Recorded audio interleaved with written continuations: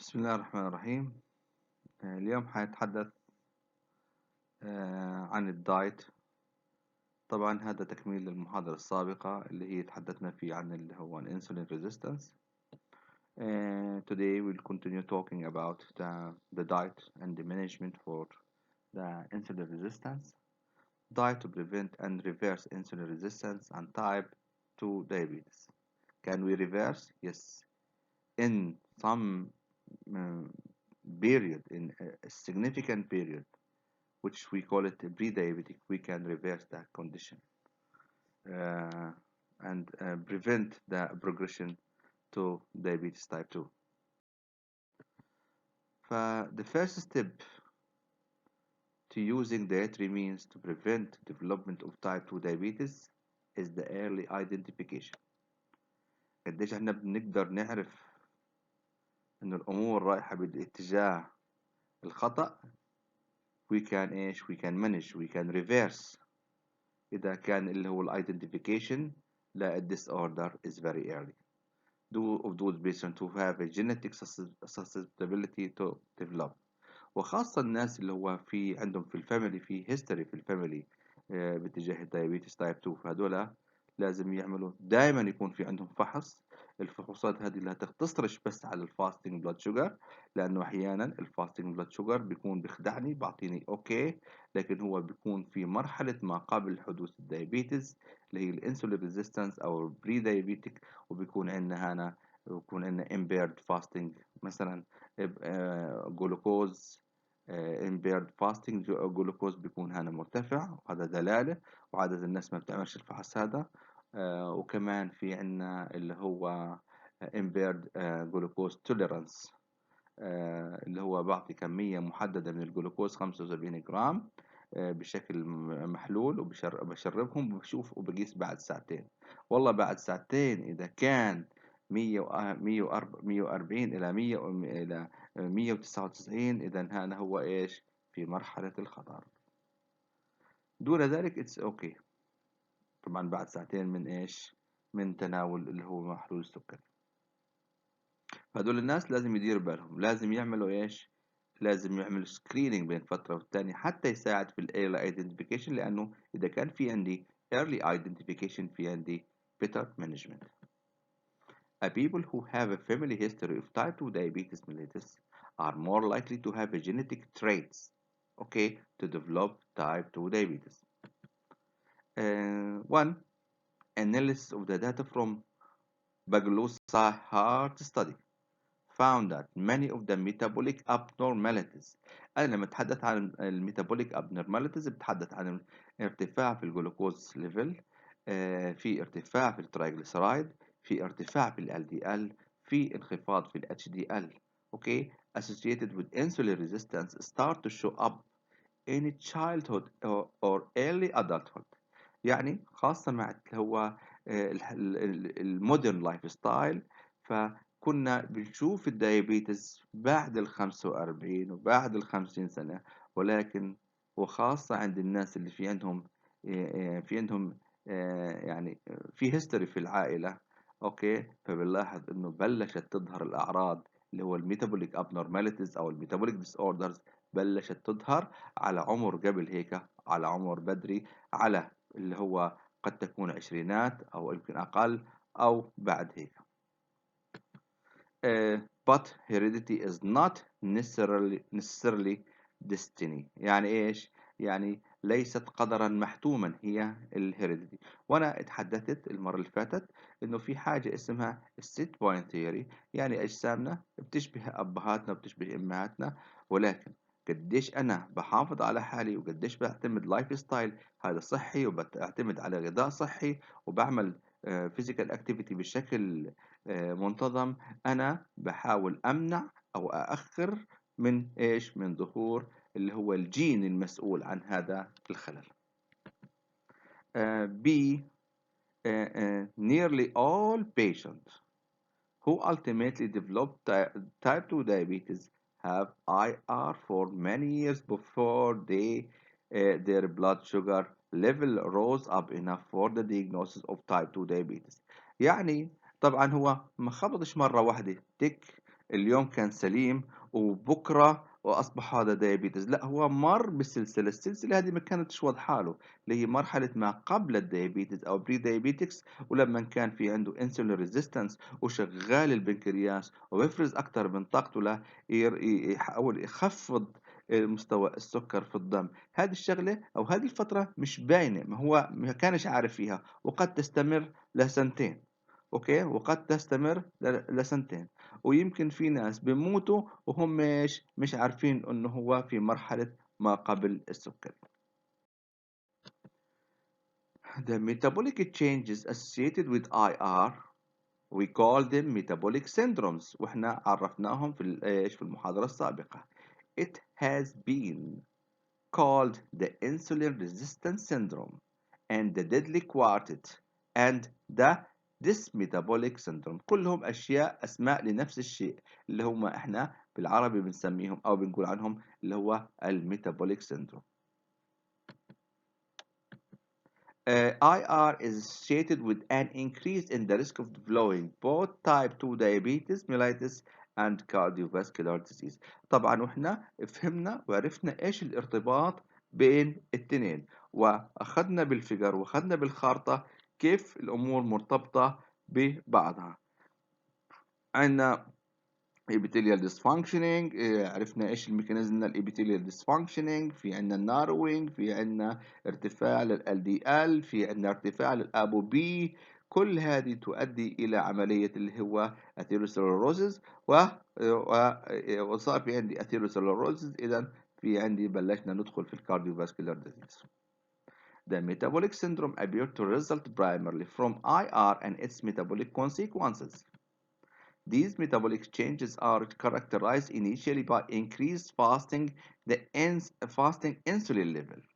ايش يعني بين قوسين؟ يعني في عندي هايبر انسولينيميا. ليش؟ لانه البنكرياس بيحاول يعوض اللي هو عدم مقدرة الجلوكوز على انه يدخل داخل الخلية، فبروح بيشتغل اكتر، بيعتقد انه كمية الانسولين مش كفاية، فبروح بفرز اكتر، ففي عندي ايش؟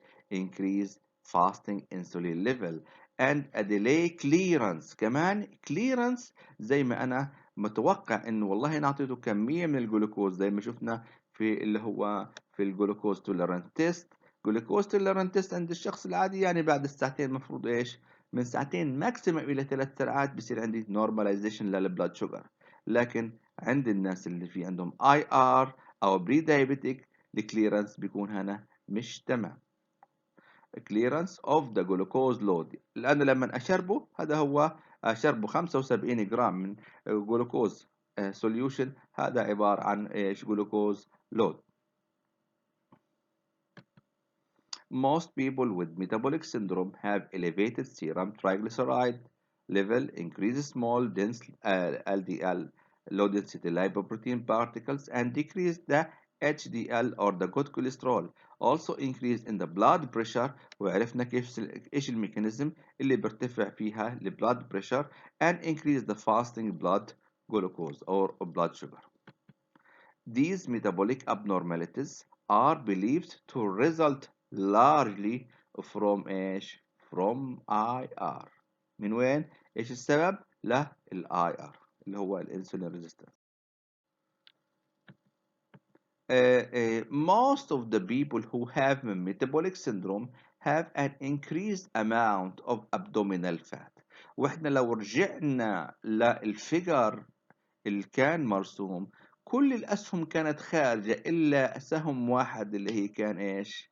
اللي هو الأوبسيتي، وخاصة إذا كانت central obesity. إذا الأوبسيتي هي the main cause for insulin resistance، وطبعا والانسولين ريزيستنس له تبعات اللي هي الميتابوليك سيندرومز. إذا السبب الرئيسي هو الابدومينال فات أو بين قوسين هنا اللي هي abdominal obesity أو android obesity and high risk of eventually developing type 2 diabetes. وإذا استمر في الحال على هذا المنوال أوكي وارتفاع نسبة الدهون وخاصة في منطقة الوسط و without physical activity، ومستمر على إنه يتناول unhealthy diet with too much of the fats and carbohydrates، فهذا هيؤدي في الآخر إلى حتمية حصوله أو إصابته بالتايب 2 diabetes.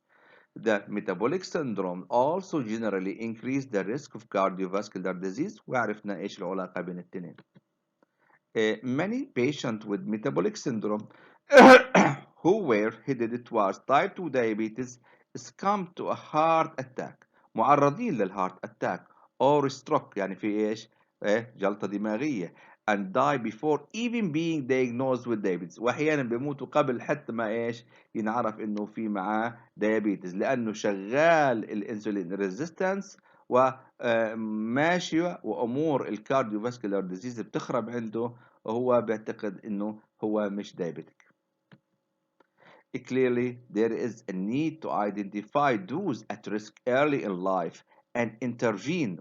لازم نعرفهم، فعشان هيك لازم نعمل سكرينينج، وخاصة الناس اللي هم more susceptible، يعني عندهم قابلية لأنه ينصابوا بالسكر، في هذول لازم يكون في more or frequent screening test حتى نعمل early identification. وإذا عملنا early identification بيكون التدخل مبكر، وهنا بنحاول قدر الإمكان نمنع أو نأخر الضرر to prevent the accumulation of excess of the body fat stores that bring on the insulin resistance. يعني هنا التدخل تبعنا بيكون بالأساس اللي هو to reduce the fat، وخاصة في منطقة الوسط. وهنا كيف بدي أعمل ريدكشن للفات؟ عن طريق الدايت أو دايت بلاننج، أوكي، يعني نظام غذائي سليم، وبيكون بصاحبه كمان physical activity lifestyle changes.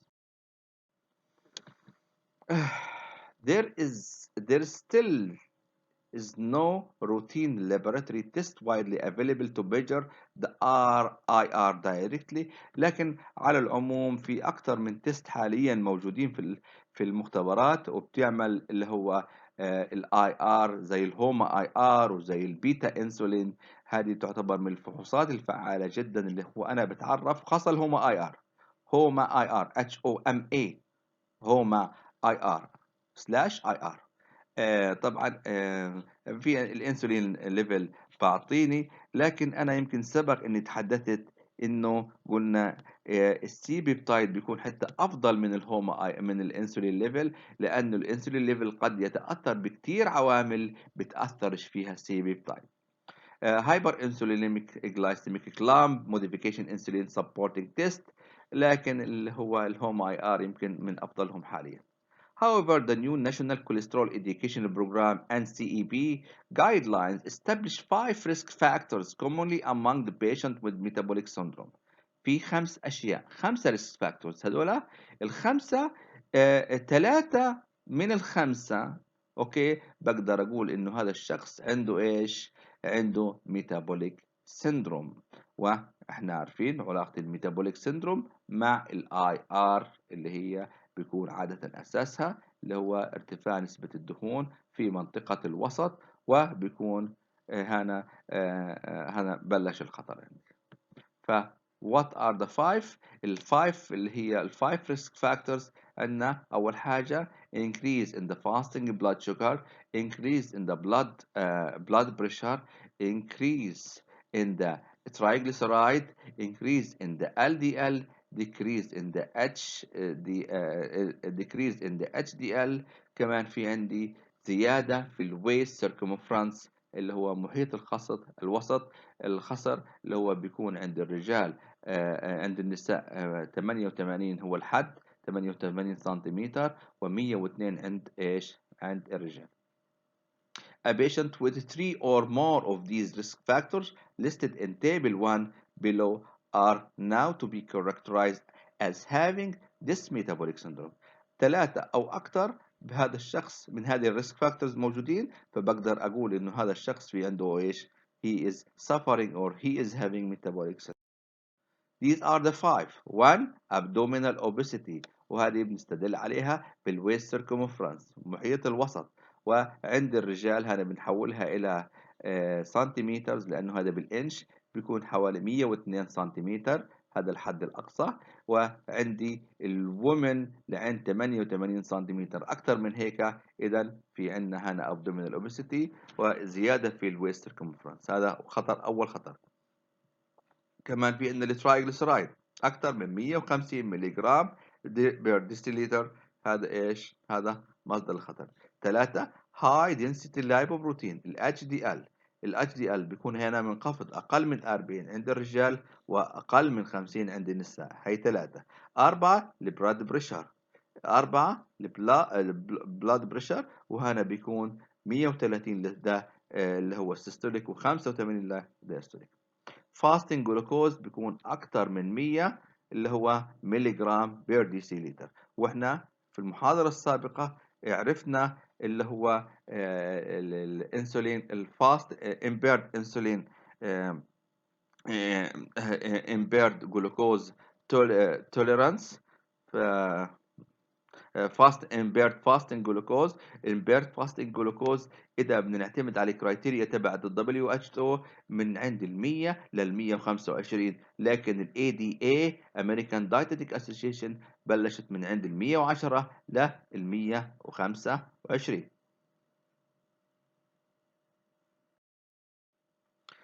Note that figure 1 show the prevalence of the metabolic syndrome increasing with the age. كلما كبرنا كلما زادت فرص حدوث اللي هو الميتابوليك سندروم الخمسة اللي حكينا عنهم. طبعا أنا الخمسة بثلاثة من الخمسة بيحكموا لي إنه هذا الشخص عنده ميتابوليك سندروم ولا ما عندوش. فكلما زادت أعمار الناس كلما زادت التشانسز of having ايش of having metabolic syndrome. طبعا هنا كتير عوامل، لانه كلما كبرنا عادة الانسان بنصح كلما كبر، وخاصة في فترة الادلتهود. فترة الادلتهود هذه فيها زيادة في الوزن. اوكي، فهنا مرتبط بالعمر مرتبط بالوزن. كمان كلما كبرنا كلما قلت الفيزيكال اكتيفيتي تبعتنا، فهذا ايضا قد يكون السبب. Data from nurse health study are shown in figure clearly demonstrate the risk developing type 2 diabetes markedly with the increase of the BMI. الشكل هذا اللي أمامنا بيوضح لنا كلما ارتفع البي ام اي كلما ارتفعت حظوظ الإصابة بالديابيتس تايب 2. How does a typical modern diet modern يعني too much fat اوكي وال too much fat هذا مش اي فات بيكون عادة it is very high يعني total percent of fat is يعني ال AMDR بيكون عالي. كمان بيكون نسبة اللي هو saturated fat saturated fatty acids بتكون مرتفعة فيه، وكمان الترانس fatty acid بتكون أيضا مرتفعة فيه coupled with a sedentary lifestyle يعني من غير أي physical activity يؤدي إلى ظهور ال IR the metabolic syndromes and ultimately type 2 diabetes and cardiovascular disease. كل هذا ايش بيمشي بشكل سيكونس. باكل دهون كتير، أسوأ أنواع الدهون بتزيد عنده نسبة الدهون في جسم الإنسان، بيرتفع ال LDL، بيرتفع اللي هو الترايجليسرايد، بنخفض ال HDL، يؤدي إلى اللي هو ارتفاع الجلوكوز وإمبيرمنت في اللي هو الفانكشن تبع البنكرياس، فيؤدي إلى الاي ار والاي ار بتستاء أموره أكثر ميتابوليك سندروم، وفي الآخر بيصير مع diabetes type 2. واحنا عارفين الدايابيتس تايب 2 مرتبط ايضا بالكارديوفاسكولار ديزيز. A modern diet high in the fat and especially the saturated fatty acids and the processed meat promote excessive energy intake. Okay, that accumulation the accumulation of increased body fat stores and increase the risk of developing type 2 diabetes. يعني اول حاجه هنا في عندنا خطرين. اول حاجه الخطر الاول تناول تو ماتش فات حيؤدي الى تناول اوتوماتيك تو ماتش اوف ذا ساتوريتد فاتي اسيد، وخاصه اذا كان المودرن دايت. اوكي، هاي سبب. كمان دائما مع الاكل الدهني في زياده كميه في الطاقه، يعني excessive energy intake، لانه اول حاجه ذكي، فالانسان بتناول اكثر، هي واحد.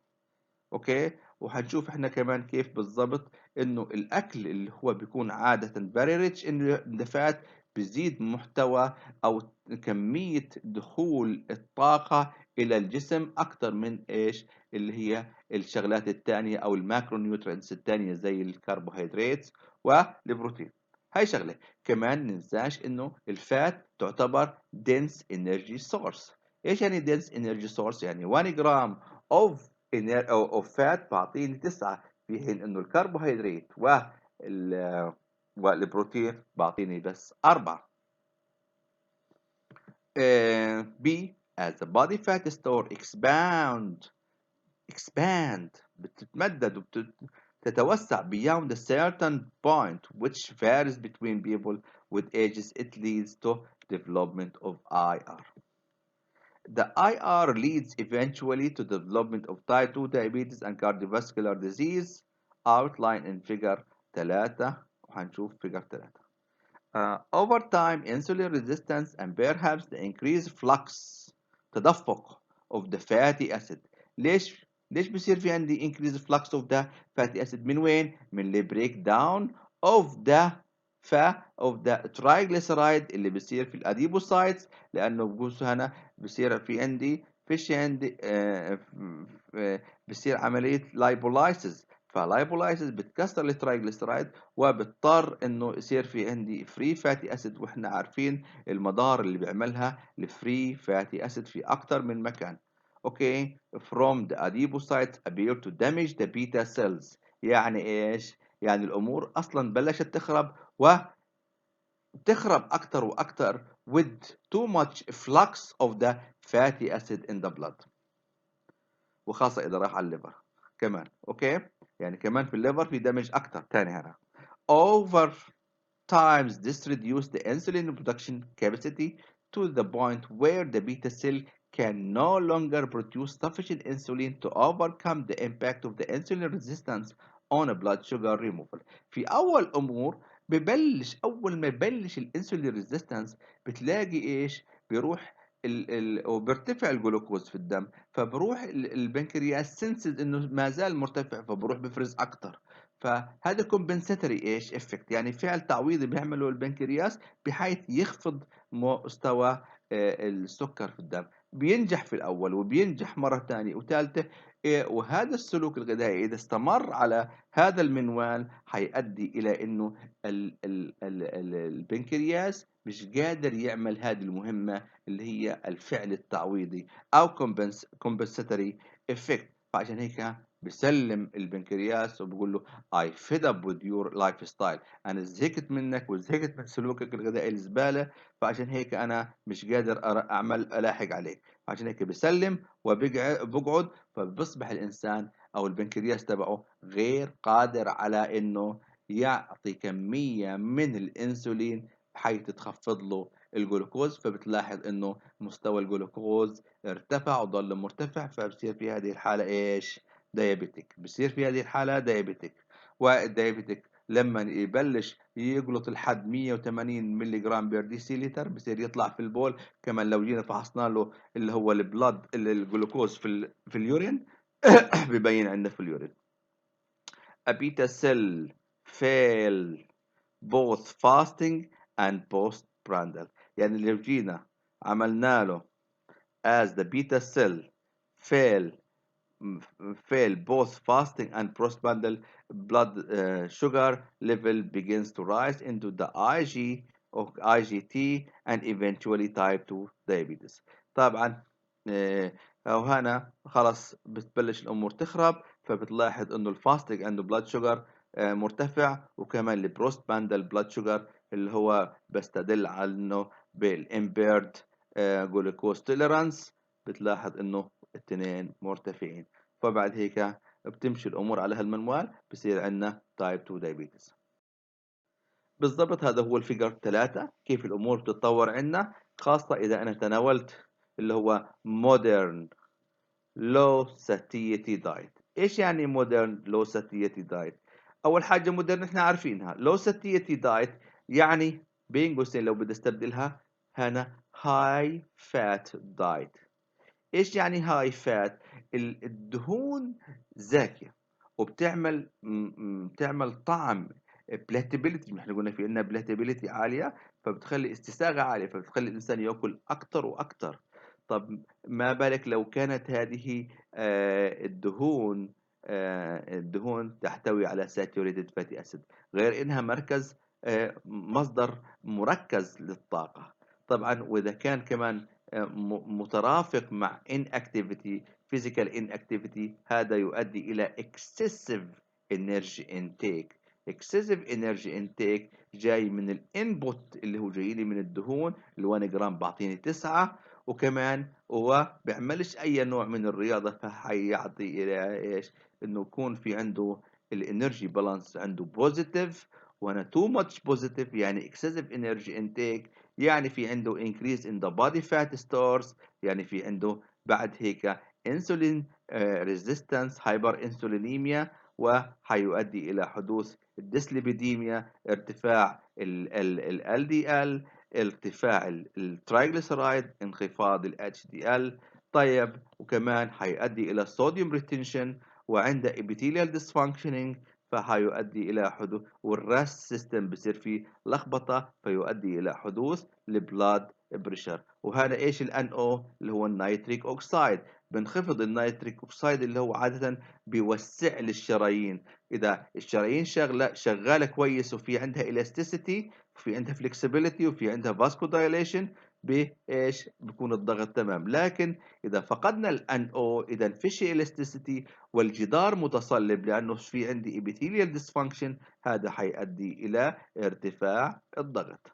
كمان في عندنا loss of the beta cell. ايش اللي خرب البيتا سيل؟ اللي هو flux too much of flux of the free fatty acid اللي جايه من اللايبولايسيس تبع مين؟ تبع مين؟ تبع اللي هو الفات سيلز او الاديبوسايتس. هذا حيؤدي الى ارتفاع البلاد شوجر، حيعمل لي impairment glucose tolerance، يعني بتناول الوجبة الإنسان السليم بنظفها بعد ساعتين إذا كان فيها سكريات، لكن هذا بيفقد هذه القدرة، فبتلاقي إنه البلاد شوجر ضله عالي. هذا في الآخر يؤدي إلى حدوث التايب 2 دايابيتس، وخد كومبليكيشن لل تايب 2 دايابيتس. في عندك مشاكل في الفيجن، في عندك جلوكوما، في عندك آه في عندنا epithelial dysfunction، في عندنا cardiovascular disease، في عندنا كمان brain fogness، في عندنا الزهايمر، وخاصة نوع 3 اللي هو له علاقة بالبرين سيلز. كمان البرين سيلز كمان في عندنا اللي هو أحيانا ثرومبوسز، في عندنا امبيوتيشن، احيانا في عندنا قدم سكريه. كل هذه مرتبطه بالتايب 2 دايابيتس. وهنا الهايبرتنشن مباشره هايبرتنشن، يعني في عندي مشاكل في الكدني فيلير، في عندي اتيروسكليروسيس ديو تو ده. كل الاسباب هذه اللي هي العلاقه بالبلاد بريشر، اللي هو علاقه كمان بالابيثيليال ديسفانكشن، اللي هو علاقه بالديسليبيديميا، هيؤدي الى ارتفاع حظوظ الكارديوفاسكولار ديزيز. طبعا هذه الرسمة جدا مهمة وبتلخص لي حاجة كتير مهمة. uh, the development of IR. The development of IR, the metabolic syndrome, and ultimately type 2 diabetes is the result of both genetic and environmental factor. لكن حاليا العلم بيقولنا الانفيرومنتال فاكتور هي ايش؟ تأثيرها بيكون أكبر. A genetically susceptible animal. اشتغلوا على animal models. Research have shown that simply offering them a diet high in the fat and refined carbohydrate، يعني ايش؟ high in fat، وكمان وهاي in refined carbohydrate. ايش يعني refined carbohydrate؟ يعني عادة بتكون simple carbohydrate lead to overeating، بتخليه ياكل كتير، and a rapid induction of insulin resistance، يعني بصير ايش؟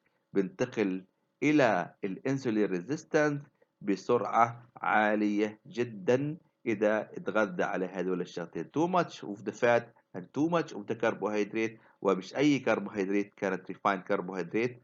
within just a few days خاصة في الانيمال مودلز طبعا.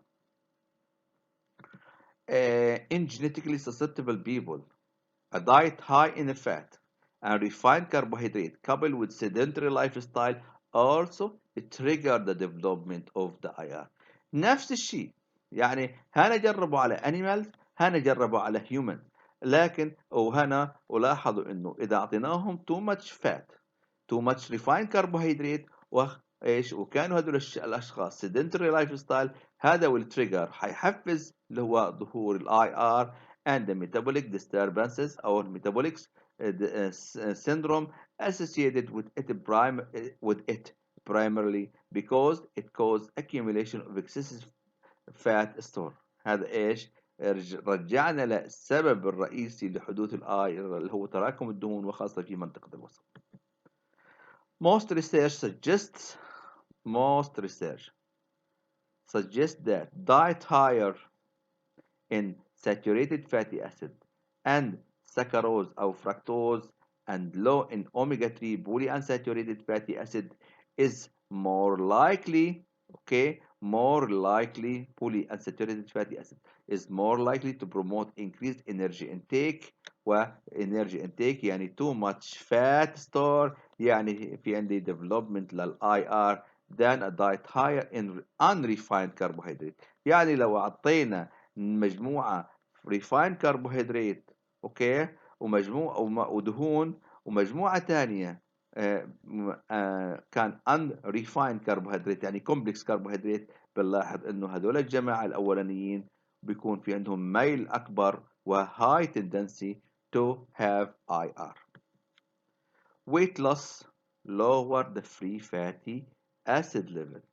اذا انا عملت تخفيض للوزن بلاحظ انه الفري فاتي اسيدز اللي هي بتاثر لي او بتعمل لي دمج لكتير حاجات، ومن ضمنها اللي هي البيتا سيل، ومن ضمنها الليفر سيل، وكمان قدرة المسل سيل على انها تستفيد من الجلوكوز ايضا هذه impaired by too much free fatty acid. Improve the insulin sensitivity and blood lipid. كلمة blood sensitivity عكس resistance، يعني وكأنه بقول اللي هو الجلوكوز insulin sensitivity it's a good والانسولين ريزيستنس it's a bad.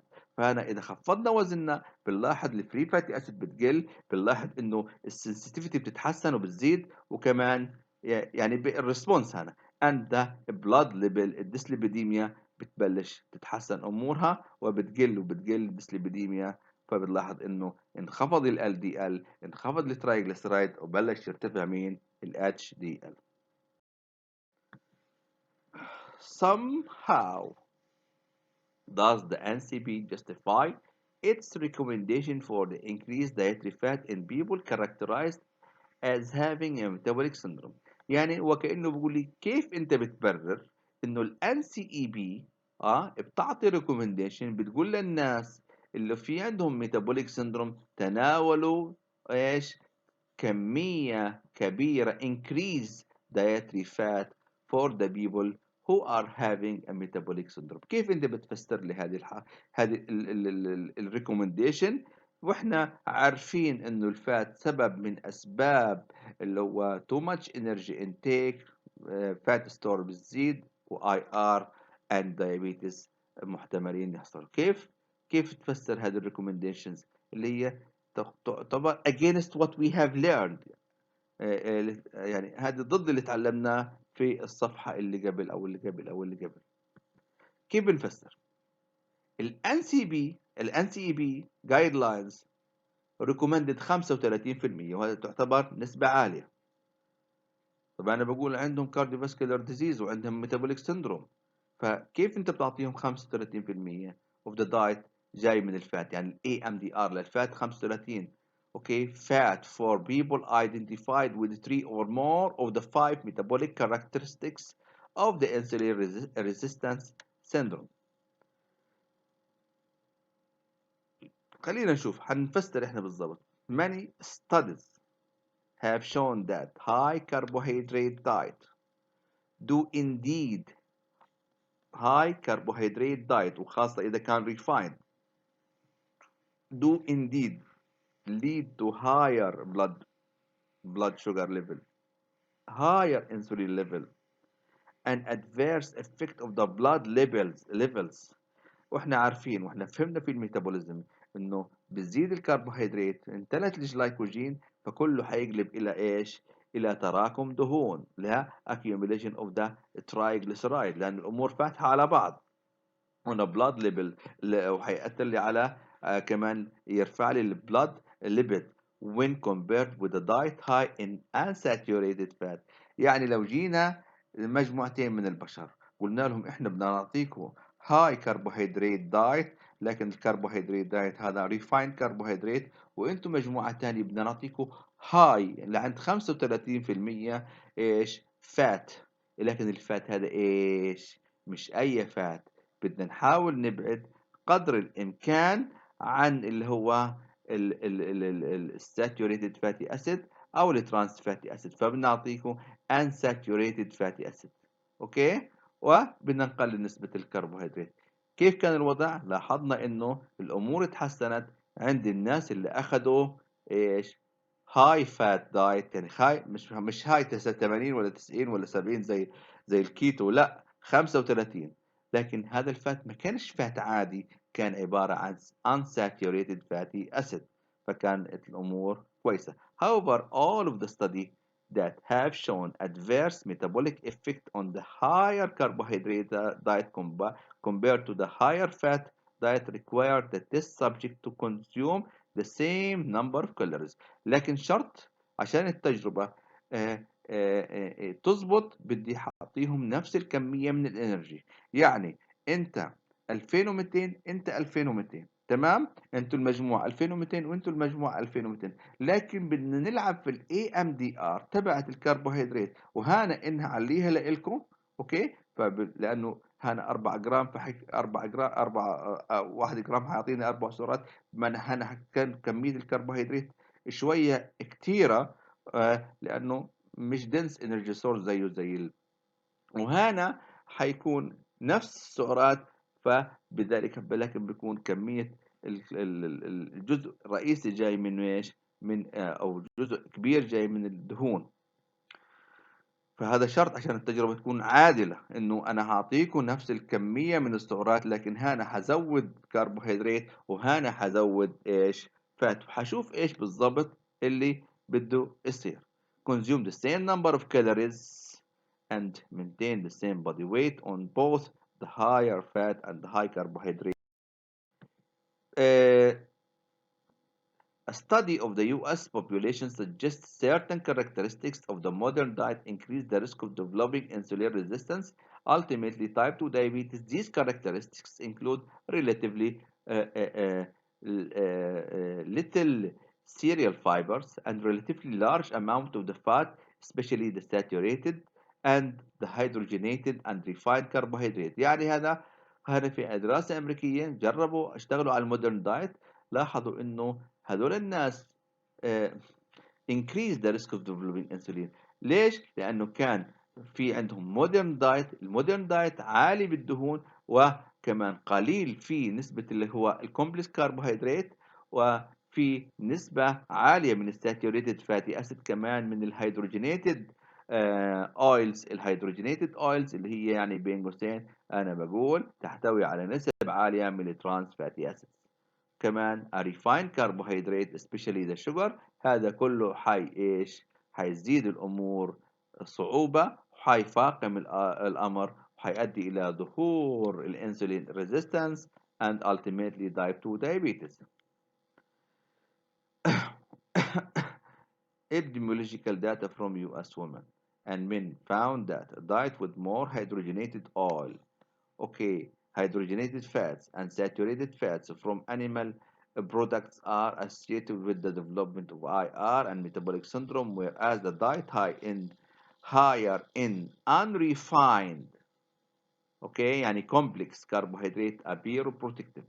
يعني اذا انا اعطيت مجموعه من البشر دهون، ودهون فيها saturated fatty acid، وكانت جايه كمان من animal source، وفيها hydrogenated oil، ومجموعة تانية كانوا إيش بتناولوا أكل كربوهيدرات، لكن الكربوهيدرات هنا فيها نسبة عالية من الفايبرز والكومبلكس كربوهيدرات. فهناك كان الغذاء الأول كان يعتبر ريسك والثاني بروتكتيف. Of course, epidemiological studies finding a correlation do not prove cause and effect. عادة في الكروس سكشنال اللي هي بتدخل studies أو الobservational studies بشكل عام بتعطينيش السببية. لا تتحقق من السببية، هي تتحقق من association. بتقول لي كذا مرتبط بكذا، لكن بتقوليش انه هذا هو السبب. هيك معروف في الobservation studies. epidemiological studies توجد علاقات ولا توجد أسباب. that requires more definitive studies such as a randomized clinical trial. لكن النوع الثاني من experimental studies، احنا الدراسات مقسومات إلى إلى عنوانين كبار. في عندنا observational study، وهذا بيكون تحته cross sectional cohort. cohort في كمان retrospective case control. هذا كله تحت observational studies. وفي عندي الجهة الثانية أو العنوان الكبير الثاني experimental studies. فالمجموعة الأولانية لا تتحقق من السببية ولكن تبحث عن علاقات وتوجد علاقات. أوكي. لكن الثانية الاكسبيرمنتال عادة تتحقق من ايش؟ من السببية. Two studies have shown that the healthier diet يعني ايش؟ في نسبة دهون لكن مش عالية، ومش أي دهون، بيكون عبارة تحتوي على نسبة كبيرة من اللي هو الانساتوريتد فاتي اسيد، سواء كانت مونو ولا بولي. وكمان بيكون في الكربوهيدرات موجود، لكن هذا الكربوهيدرات ايش؟ unrefined. exercise، كمان في عندنا exercise وفي عندنا weight loss can slow the progression from IGT to type 2 diabetes. يعني واحد عندنا تم تشخيصه انه عنده impaired glucose tolerance. والله جينا اعطينا ال 75 جرام من الجلوكوز وقلنا له بدنا نقيس لك بعد ساعتين، لاحظنا انه والله طلع عنده 160. اذا هذا الزلمه بنقول عنه بري دايابيتيك والاي جي تي عنده عالي. فقلنا بدك تدير بالك على حالك. ستيل there is a chance. فبدك تعمل واحد اثنين ثلاثة. أول حاجة بدك تغير في الدايت تبعك، فروح لأخصائي تغذية شاطر عشان يعمل لك إيش؟ دايت بلان يتناسب مع وضعك، فحيعمل له هيلثي دايت. كمان بده إيش؟ يروح على الجيم ويعمل اكسرسايز وبده يبلش يجري. بنلاحظ انه الامور تحسنت عنده، وبدل ما يتحول الى تايب 2 دايابيتس رجع لايش؟ للنورمال. ان فينيش يعني فنلنديه. اوكي. استدي 522 obese subjects with IGT were randomized يعني توزعوا بشكل ايش؟ عشوائي to receive either routine diet and exercise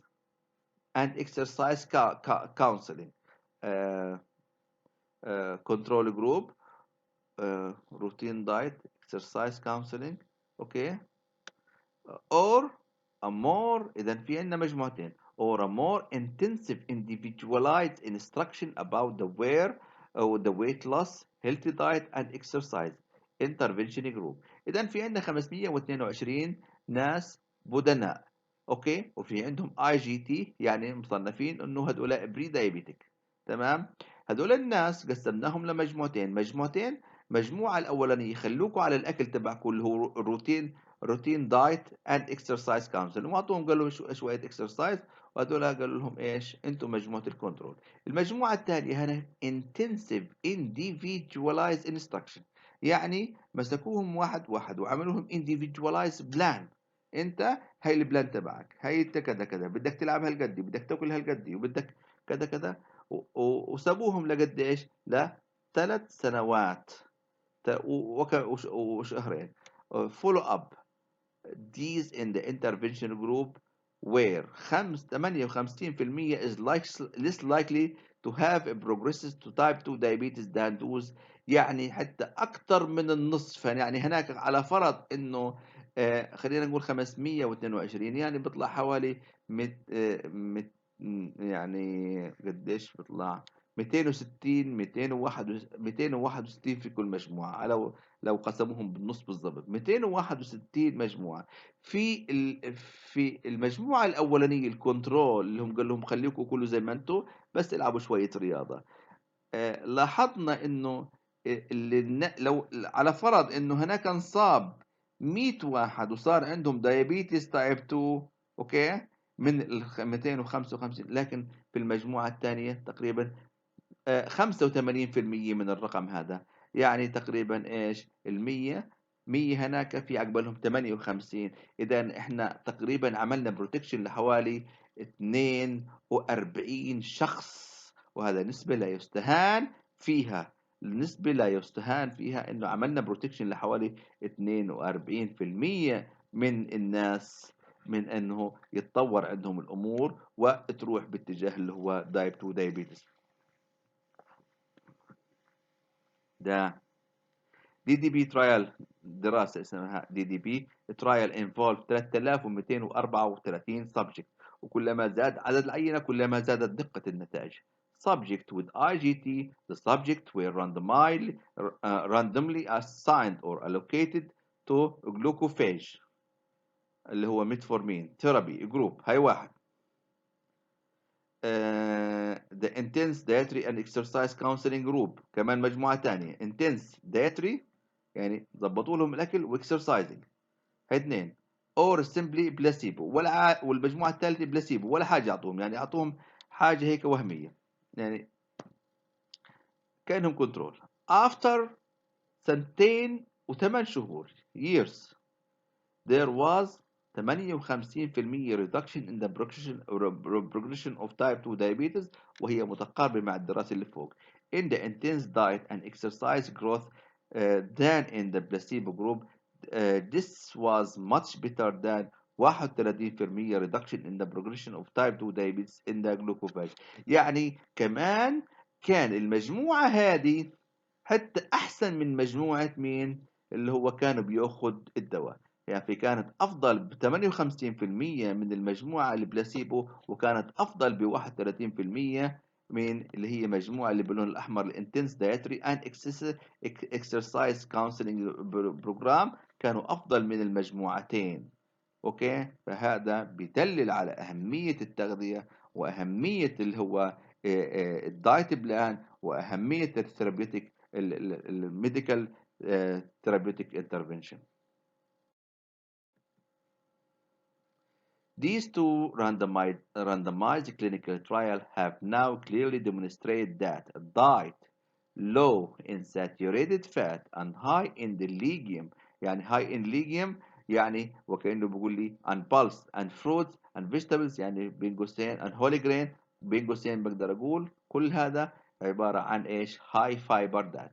إذا diet low in saturated fat, high in fibers، okay, in conjunction with exercise program result in a modest weight loss and a dramatic reduction in the progression of from IGT to type 2 diabetes. هذا يؤدي إلى أنه يصير ريفيرس للآي جي تي وما يتطورش الأمور لعنده باتجاه الدايابيتس تايب 2.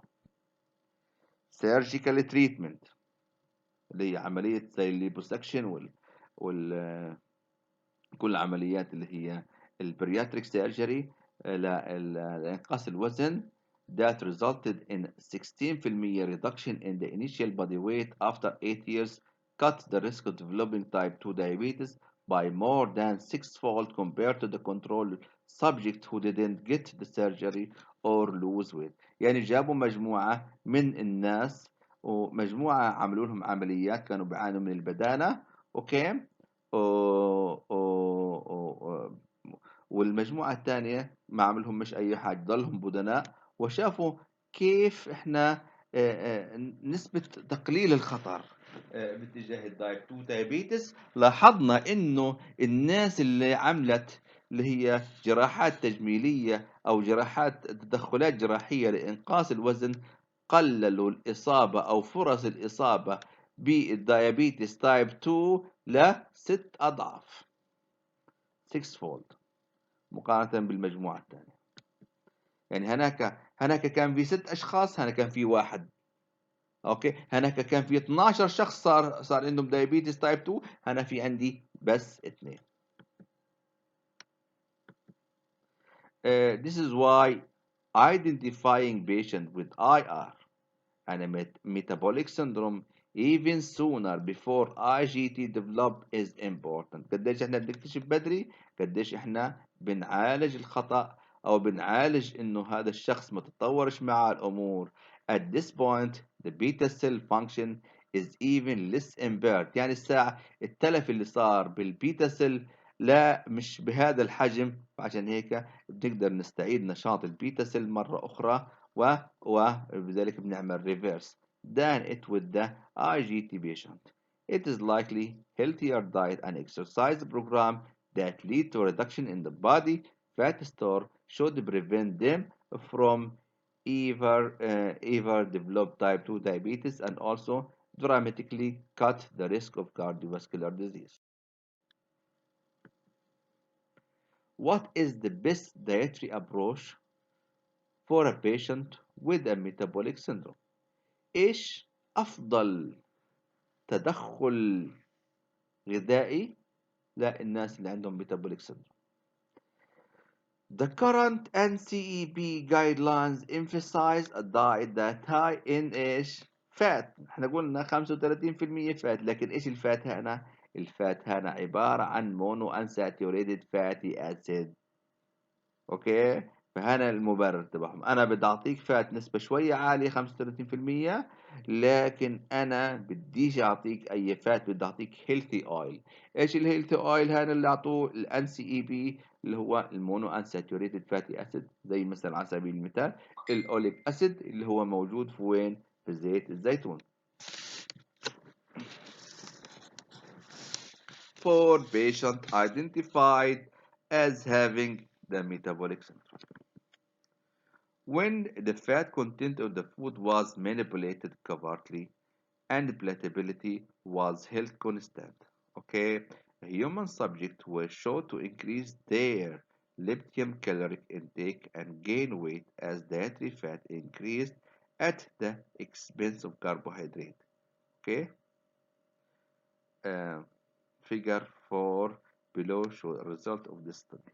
يعني هنا when the fat content of the food was manipulated covertly، يعني لعبوا في نسبة الدهون، اوكي، لكن خلوا البلاتيبيليتي الاستهلاك الطعم واحد was held constant. Human subjects were shown to increase their leptin caloric intake and gain weight. يعني راحوا زودوا الدهون، اوكي، بشكل سيكريتلي، يعني سرية، على السكت يعني هيك، اوكي، من غير ما يقولوا لهم، لكن خلوا الايش الطعم واحد قبل وبعد التعديل. لاحظوا انه الناس الطعم واحد، لكن هنا ايش؟ لاحظوا انه الناس زاد، يعني بدل ما ياكل صحن واحد اكل صحنين مثلا، فزادت كمية هذا المقصود به هو ايش؟ اد ليبتيوم كالوريك انتيك، يعني زيادة في كمية الانرجي اللي دخل الجسم. ولاحظوا انه زاد وزنهم مقارنة مع مجموعة تانية كانت تتناول كربوهيدرات. طب ايش السبب؟ طبعا الفكر اللي هو آه، نسبة الدهون في كل هنا قديش في عندي دهون. طبعا هنا الخطوط يمكن هي هنا هذا الأول، هذا الثاني، هذا الثالث. شايفين الثالث اللي هو الأعلى كانت نسبة الدهون فيه ايش؟ 45 إلى 50%. شايف قديش مستوى السعرات؟ مستوى السعرات يعني في عندي من 2000 ل 2800 أو 2700 إلا حاجة بسيطة سعر فرق.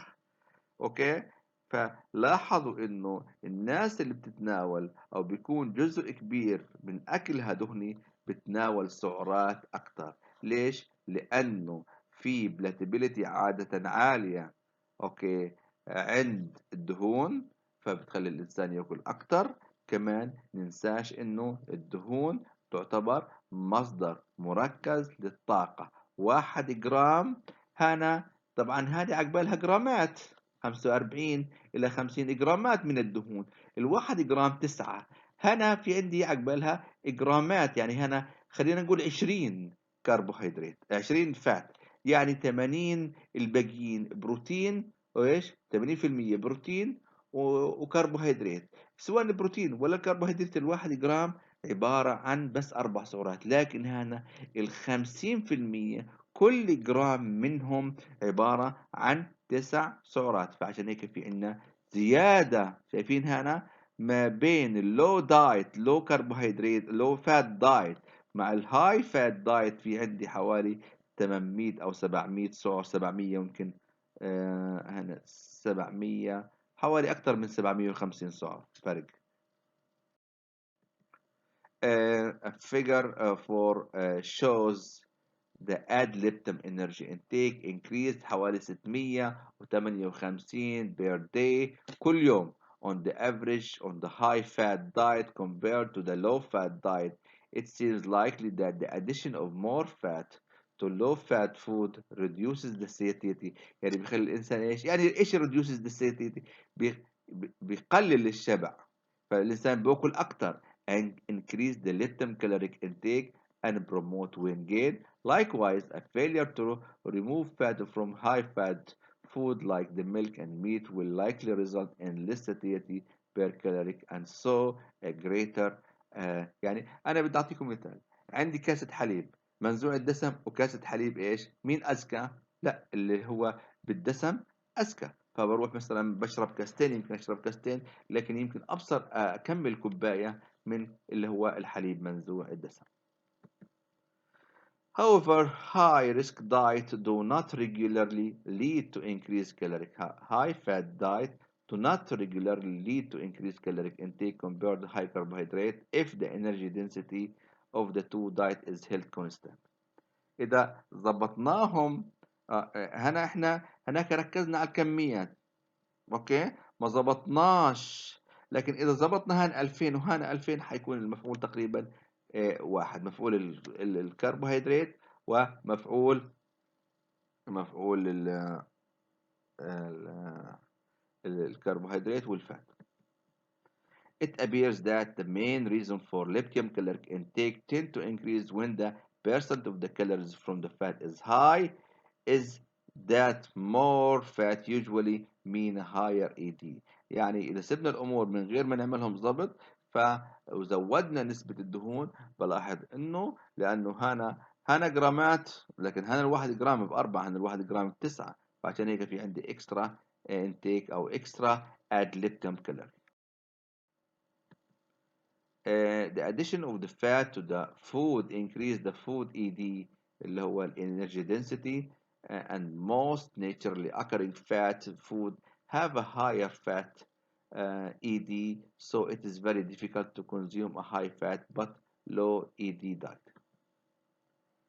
By contrast, fresh fruit, vegetable, and many whole grain food, no fat, non-fat dairy products are most and most seafood have a very low to moderate ED. يعني هدول انا اللي اتناولهم اخذت فروتس واخذت فيجيتابلز واخذت هولي جرينز واخذت سكيمد يعني من غير دهون ديري برودكتس، هذا مساهمته في الانرجي بتكون قليلة او مودريت مقارنة مع ايش؟ مع اللي هو الهاي اي دي اللي بيجيني من الدهون، اللي هو لسببين: السبب البلاتيبيليتي وهو قلة الشبعية، والسبب الثاني انه هو يعتبر very condensed ED. ايش يعني condensed؟ يعني مصدر مركز للطاقة اللي هي الدهون. It is precisely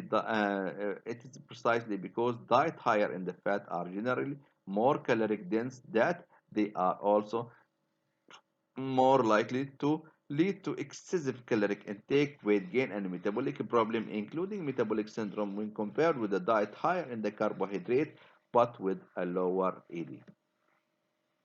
A study that compared the low ED diet consisting primarily of low processed plant, high in fiber and low in fat, to a typical high fat Western diet found that the caloric intake was dramatically lower in the low ED diet. يعني شوف، من 3000 لتبع الدهون، و1570 لتبع اللي هو low processed plant، يعني طبيعي مش processed plant food، ويحتوي على نسبة عالية من الفايبرز ونسبة قليلة من الدهون. هذا عامل لي 1570 سعر، ولكن اللي هو الدايت الثاني كان عبارة عن 3000، لأنه كان very high fat westernized high fat diet. In this study, the satiety rating of the high and low ED diet were similar as was food accepted.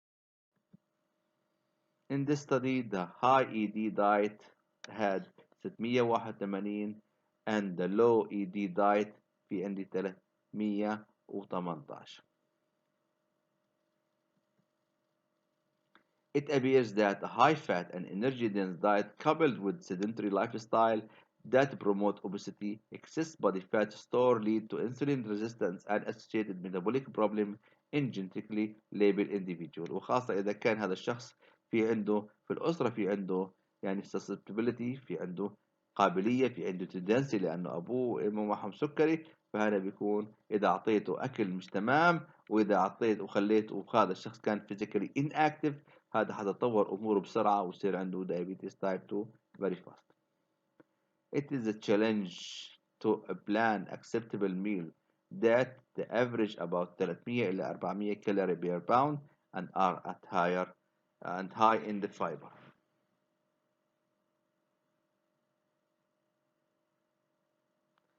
It's a challenge to plan acceptable meal that average about 300 إلى 400 calorie per pound, okay,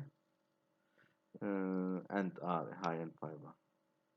يعني أن أعمل له بلان من 300 إلى 400 كالوري لكل باوند من وزنه، وبكون نسبة اللي هو الهاي ان فايبر، لأنه الهاي ان فايبر عادة تنحسب في السعرات، فهذا شوية بيغلب لما أجي أعمل هذا الرقم أعمل له مانجمنت. فهنا بدي يكون في هنا سكيل تبعت اللي هو الدايتيشن أو النيوتريشنست بتلعب دور رئيسي. Such meal plan require more nutritional knowledge that than most American bosses. يعني الناس العاديين بيقدروش يعملوا، او فيش عنده القدرة انه يعمل هذا البلان بهذا الرقم، وخاصة اذا كان هاي ان فايبر، لانه الفايبر لا تحسب في الطاقة، فعشان هيك بده واحد سكيلد، بده واحد ايش شاطر. they also require more culinary skills يعني آليات طبخ في البيت. culinary يعني إيش؟ شطارة، مهارة في الطبخ.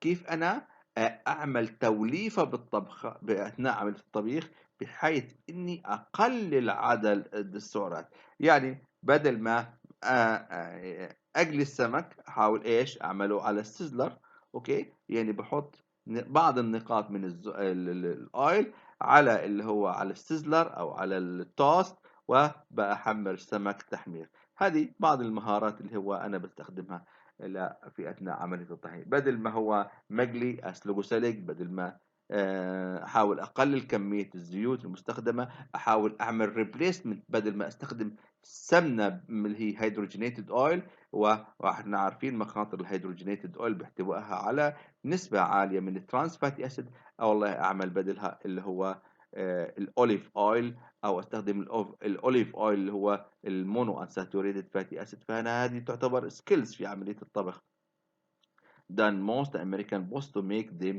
palatable. اوكي، لكن هنا احيانا، لكن طبعا الشاطر بدي يحاول انه يعمل تغيير بحيث انه التغيير هذا لا يطال البلاتابيلتي او الاستساغه. This is because the palatability of the food tends to decrease with the decrease the ED. عادة كلما قللنا السعرات كلما قلت البلاتابيلتي، لأنه البلاتابيلتي جاية من الدهون اللي هي دائما في عندها ارتفاع في اللي هو الانرجي density even though ED is the primary determinant of the ad libitum caloric intake. Nevertheless, a high fiber, and a low ED meal plan is probably more comparable يعني to what our ancient ancestors consumed and what the human body is biologically designed to handle.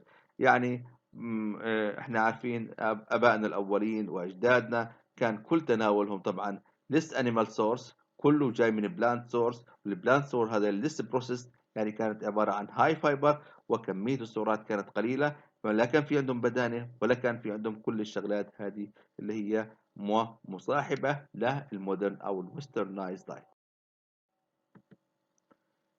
Returning to a less processed and refined diet with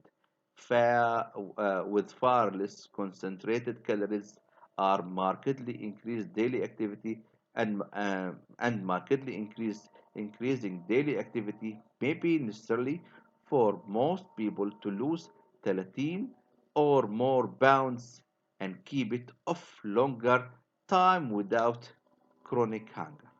يعني إذا إحنا اعتمدنا على إن يكون الدايت تبعنا refined diet with a far less refined less processed and refined، أوكي، يعني يعني يكون غذائنا طبيعي مش processed ولا refined، أوكي، زي أجدادنا، يعني نرجع للطبيعة في الخضار في الفواكه في الليجيومز في البالسز في الهولي جرينز، أوكي. concentrated and markedly increase daily activity، وكمان نعمل رياضة ونتحرك وما نضلناش قاعدين وما نضلناش مستخدم اللي هو طرق اللي هي الحياة الرفاهية، هذا بيخلينا نفقد أوزاننا ونرجع إلى إيش؟ إلى أوزان طبيعية and lose 30 or more pounds، يعني حوالي 60 15 كيلو and keep it off longer، ونحافظ على الخفض في الوزن هذا لفترات طويلة، وهذا إيش؟ it is more sustainable، ومن غير الإنسان ما يجوع، من غير احرم حالك من كذا واحرم حالك من كذا وزيد 90% دهون، واعمل الكيتو دايت واعمل الاتكن دايت. لا، موديفيكيشن بسيطة في الدايت، في كمية السعرات وفي نوعية السعرات ونعمل فيزيكال اكتيفيتي يؤدي إلى الإنسان إنه بيخسر وزن، هذا شوي شوي بيخسر، هذا بيكون اسمه small reduction is more sustainable، بضلنا إيش محافظين على وزننا. The Britkin diet and the exercise program that have been shown to reverse many of the metabolic disturbance associated with insulin resistance.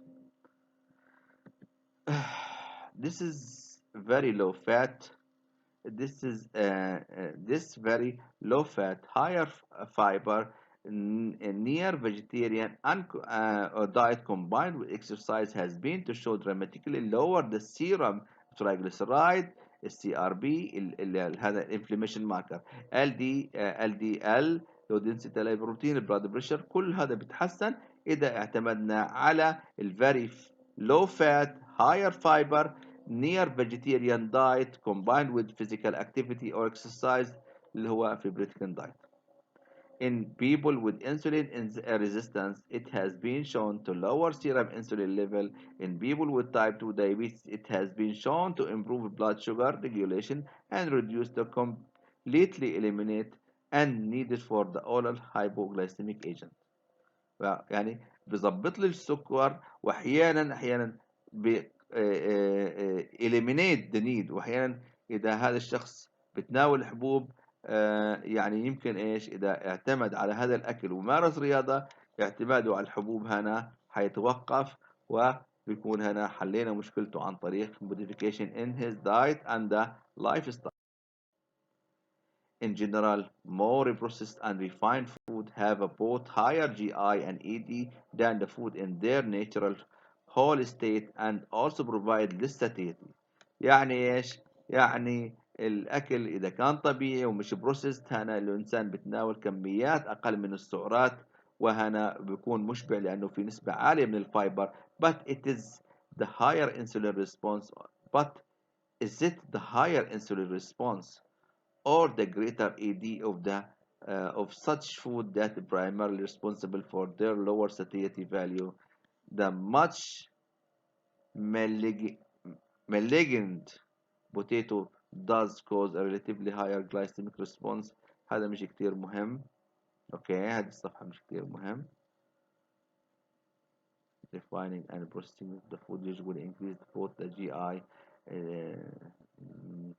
increase the GI and the AD. Therefore, the consumption of highly refined processed food may contribute to development of كان نفس الكلام فبنش